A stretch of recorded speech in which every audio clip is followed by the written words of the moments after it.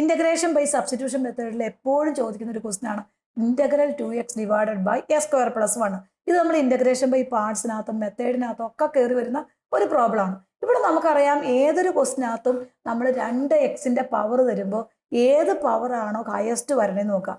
ഇപ്പൊ എസ് സ്ക്വയറിനേക്കാൾ ഒരു പവർ കുറവാണ് 2x⁻1 എന്ന് പറയുമ്പോൾ.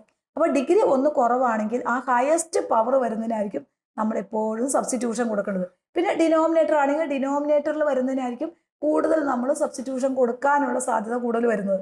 അപ്പൊ ഇവിടെ നമുക്ക് ഏതിനാ സബ്സ്റ്റിറ്റ്യൂഷൻ കൊടുക്കേണ്ടത്? t = s²+1. കാരണം ഈ 2വിനേക്കാൾ ഒരു പവർ കുറവാണ് മോളിൽ കിടക്കുന്ന ന്യൂമറേറ്ററിൽ കിടക്കുന്ന 2x പവർ. അപ്പൊ നമ്മൾ ഏതിന് സബ്സ്റ്റിറ്റ്യൂഷൻ കൊടുക്കണം? t = s²+1. അങ്ങനെയാണെങ്കിൽ അതിന്റെ ഡെറിവേറ്റീവ് എന്താ മക്കളെ? dt കൊടുത്തു. s² ഡെറിവേറ്റീവ് നമുക്കറിയാം 2x ആണ്.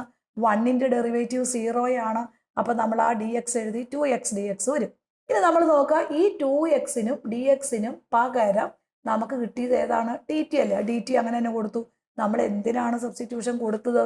s²+1നല്ലേ? അപ്പൊ അവിടെ t കൊടുത്തു. അപ്പൊ dt/t എന്ന് പറഞ്ഞാൽ that is equal to log mod t + c ആയി. ഇനി ടിക്ക് പകരം ഏത് കൊടുത്തു? നമ്മൾ കൊടുത്ത സബ്സ്റ്റിറ്റ്യൂഷൻ അവിടെ തിരിച്ചു കൊടുക്കുക. log s²+1 + c ആവും.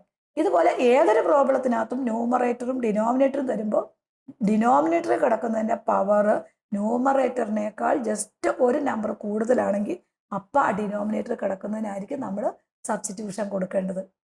കുട്ടികൾക്ക് ഏറ്റവും ബുദ്ധിമുട്ടായ മാത്സ് വളരെ ഈസിയായി കുട്ടികളിൽ എത്തിക്കുക എന്ന ലക്ഷ്യത്തോടെ സ്റ്റാർട്ട് ചെയ്ത ഒരു ലേണിംഗ് ആപ്പാണ് ക്ലാസോറ.